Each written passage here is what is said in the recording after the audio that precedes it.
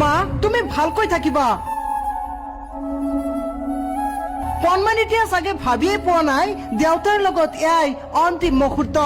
সামাজিক মাধ্যমত ভাইৰেল হোৱা এটি ভিডিঅ' য'ত দেখিবলৈ পোৱা গৈছে মৃত্যুৰ আগত এগৰাকী কণমানিৰ সৈতে পিতৃৰ কথোপকথন পিতৃয়ে কণমানিটিক বুজনি দিছে পিতৃয়ে কণমানিটিক বুজাইছে আৰু ভালকৈ থাকিবলৈ কৈছে কণমানিটিয়ে চাগে ভাবিয়ে পোৱা নাছিল এয়াই আছিল দেউতাৰ লগত অন্তিমটো কথোপকথন যিটো দৃশ্যই বুকু কঁপাই তুলিব